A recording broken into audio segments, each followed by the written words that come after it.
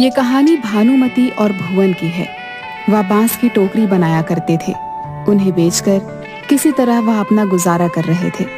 उनके 2 बच्चे थे, राजू और रंजू।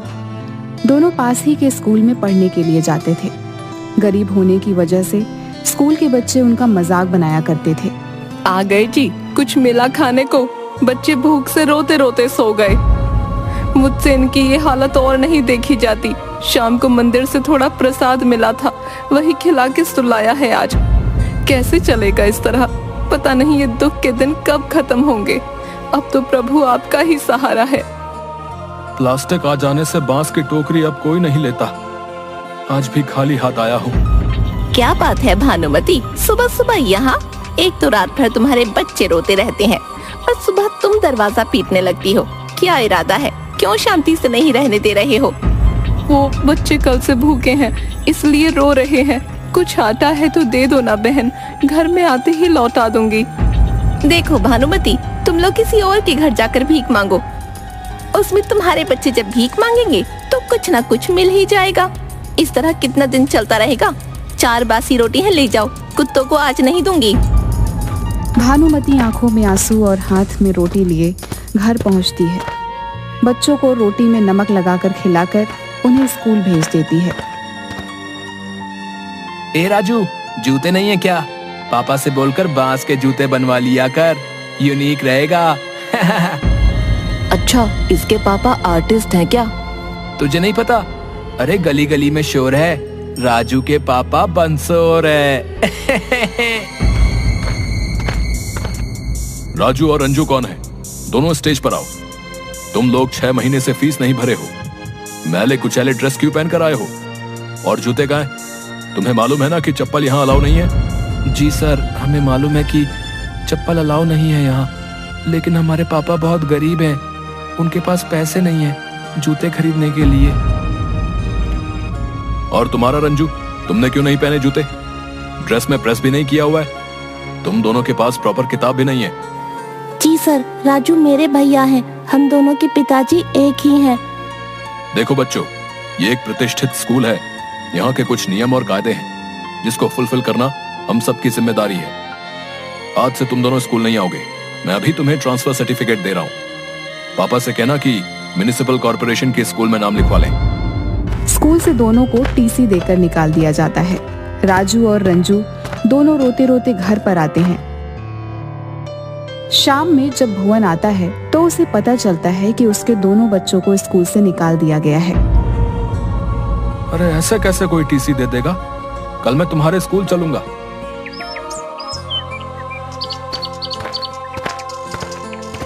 नमस्ते सर। हाँ बोलिए। सर, मैं राजू और रंजू का पिताजी हूँ। सर, पैसे की कुछ तंगी है, इंतजाम होते ही दे दूंगा। अच्छा, तो तुम ही राजू और रंजू के पिताजी हो। आज तक कभी भी तुम्हारी फीस टाइम पर स्कूल को नहीं मिली। तुम्हारे बच्चे का पहनावा जोकर जैसा है। पैर में चप्पल, जूता कभी नहीं पहन के आए। फटे पुराने बिना प्रेस किए हुए कपड़े, ऐसा हमारे स्कूल में नहीं चलता। तो आप कोई म्युनिसिपल कॉर्पोरेशन का स्कूल देख लो। मैंने उन्हें टीसी दे दी है। गार्ड, इन्हें स्कूल के बाहर का रास्ता दिखा दो। प्रिंसिपल की बेइज्जती की आहट से भुवन सड़क पर जा रहा था।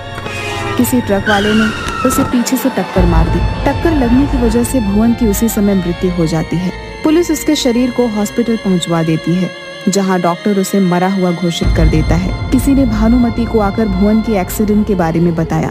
वह अपने बच्चों के साथ दौड़ती हुई हॉस्पिटल पहुंचती है, जहां भुवन को मरा हुआ देखकर भानुमति जोर जोर से रोने लगती है। भुवन के जाने के बाद उनकी स्थिति बद से बदतर हो गई। भानुमति, आज भुवन को मरे 3 महीने हो गए। अब तो हम तुम्हें नहीं रख सकते। कुछ दिन की और मोहलत दे दीजिए। क्या होगा? रोज तुम्हारे यहाँ उधारी वाले गाली गलौज करते हैं। तुम आज किराया दो, नहीं तो घर खाली करो। आखिर में भानुमति बच्चों के साथ नानी के घर जाने का फैसला करती है।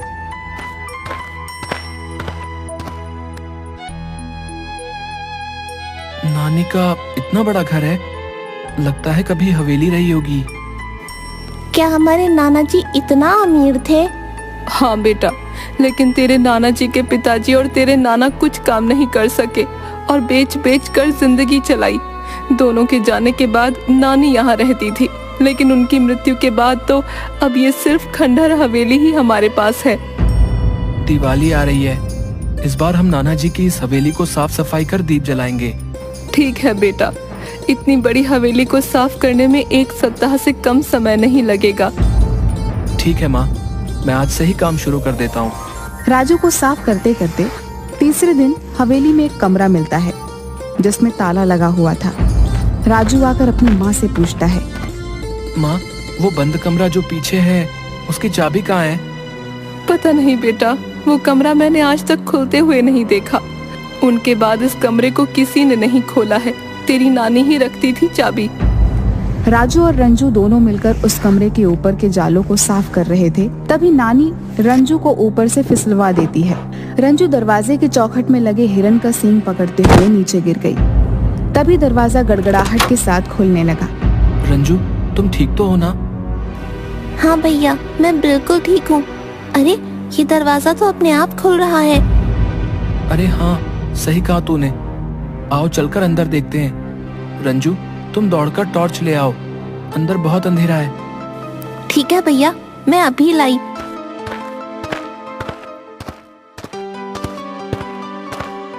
ये लो टॉर्च, चलो अंदर चलकर देखते हैं क्या है। भैया, बहुत अंधेरा है, मुझे तो डर लग रहा है, कोई भूत प्रेत ना हो। जितना जल्दी हो यहाँ से चलो।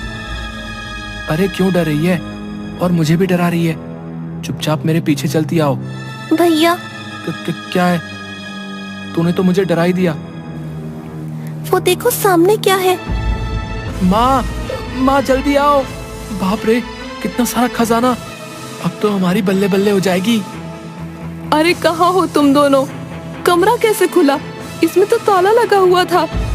माँ, कमरे में आओ, मैं टॉर्च दिखा रहा हूँ। देखो इस कमरे के अंदर हमें क्या मिला है। शायद एक खजाना हमारे पुरखों ने जमा किया हो, ताकि हम लोगों का जब ऐसा दिन आए तो ये खजाना हमारे काम आए। इसीलिए शायद मेरे दादाजी और मेरे पिताजी से उन्होंने इसे छिपा कर रखा। हाँ माँ, अब हम भी अमीरों वाला खाना खाएंगे। हाँ भैया, वो भी तीनों टाइम। अब हमें स्कूल फीस भरने के लिए कोई भी मास्टर साहब सभी के सामने बेइज्जत नहीं करेंगे।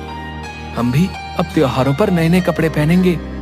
मुझे भी फुल पैंट और शर्ट के साथ एक कोट लेना है। ठीक है, जो लेना होगा ले लेना। पुरानी खंडहर हो चुकी हवेली को इस दिवाली में रंग रोगन कर दीपों से सजाया जाता है। बगल में रहने वाली मंथरा काकी हवेली को चमकता दमकता देख और बच्चों एवं भानुमति के पहनावे को देख जल जाती हैं और अपने पति जगदेव से कहती हैं, कुछ देखा आपने जी? कुछ नोटिस किया कि नहीं? क्यों, क्या हुआ? क्या नोटिस करना था? तुम्हें क्या दिखेगा? पड़ोसी कुछ भी करें, तुम्हें क्या मतलब? तुम नल्ले हो और नल्ले ही रहोगे। अगर मेरी कोई कमी हो तो तुम्हें तुरंत दिख जाएगी। अरे, भानुमति अपने बच्चों के साथ मायके आई है तो अपने साथ धन संपत्ति भी लाई होगी। हाँ, तुम्हें तो मेरे सिवा सब अच्छे ही दिखते हैं। जब भानुमति आई थी तो लगता है मैंने देखा नहीं था कि किस तरह के फटे कपड़े पहने थे उसके बच्चे ने, और आज यहाँ उसको खजाना मिल गया। रहने दो, तुमसे तो बात करना ही बेकार है। मंथरा से रहा नहीं जाता। वह अपने भाई जगदीश उर्फ जग्गा को सारी बात बता देती है। जल्द ही जग्गा अपने तिक्रम दिमाग से जान जाता है कि उसके उस हवेली के अंदर, उस हवेली के एक कमरे में पूरा कमरा पैसे से भरा हुआ है। वह अपने दोस्त दागा की मदद से हवेली में पैसों की चोरी करने के लिए जाता है। ये जग्गा क्यों यहाँ आया था? क्यों, साला है आपका? यहाँ आ नहीं सकता क्या? चोर डकैत किसी के सगे नहीं होते, समझी? मैं नहीं चाहता कि यहाँ आकर भी चोरी डकैती करे। भाई जग्गा, पक्का पता है ना कि इस घर में पैसों से भरा कमरा है? वो क्या है ना कि ये खंडहरनुमा हवेली से मेरे को डर लगता है। बोले तो मुझे भूत प्रेत से बहुत डर लगता है। अबे घोंचू, हैं? तू चोरी करता है लेकिन तुझे पुलिस से डर नहीं लगता, और जो दिखता नहीं उस भूत प्रेत से डर लगता है। देख जग्गा भाई, एक तो रात, ऊपर से खंडहर हवेली, डर तो दिल में बनता ही है ना मेरे भाई। एक काम कर, प्लान चेंज कर, कल दिन में आकर अपन चोरी करेगा। अबे घोंचू, हैं? दिन में सभी जागे होंगे, तू चोरी का प्लान बना रहा है या पिटवाने का? ठीक है भाई, अब ऐसा कर, तू आगे चल, मैं तेरे पीछे पीछे चलूंगा। मेरे को अभी भी डर लग रहा है। सुना है इस खंडहर हवेली में रात में भानुमति की माँ भूतनी बन के घूमती है। हाँ। दोनों धीरे धीरे आगे की ओर बढ़ रहे थे। तभी डागा का शर्ट पीछे से एक कील में फंस जाता है। डागा को लगता है कि उसे भूतनी ने पकड़ लिया है। जग्गा, मेरे पीछे देख, पीछे पीछे कोई है जिसने हमें पकड़ लिया है। अबे डागा, तेरे पीछे कोई नहीं है। तू अपने मन से भूतनी का भ्रम निकाल दे और चुपचाप मेरे साथ चल। आल तू जलाल तू, आई बला को टाल तू। बाप रे, पकड़ लिया भाई, पकड़ लिया, बचाओ बचाओ। डागा जोर लगाकर भागता है। उसकी शर्ट कील में लगने की वजह से फट जाती है। अबे क्या हुआ? चिल्लाया जा रहा है। हम चोरी करने आए हैं, चौकीदारी नहीं कि जागते रहो चिल्लाना शुरू कर दिया। मरवाएगा क्या है? एक बार बोल दिया कि पीछे कोई नहीं है, फिर भी तुम डरे जा रहे हो। भाई भूत है भाई, कोई आदमी नहीं जो तुझे दिखाई देगा। ये देख, मेरी शर्ट पीछे से फट गई है। अरे ये तो जग्गा और डागा की आवाजें हैं। रुको, मैं अभी पुलिस को फोन लगाता हूँ। नानी का भूत डागा को डराना शुरू कर देती है। भाई उधर देखो, ठक ठक की आवाज करते करते कोई आ रहा है। जान बची तो लाखों पाए। भाई वो खजाना तू ही संभाल, मैं तो चला। कौन है वहाँ पर? चोर चोर पकड़ो। भानुमति की जोर जोर से चिल्लाहट की आवाज सुन जग्गा और डागा दोनों सरपाव लेकर भागने लगते हैं।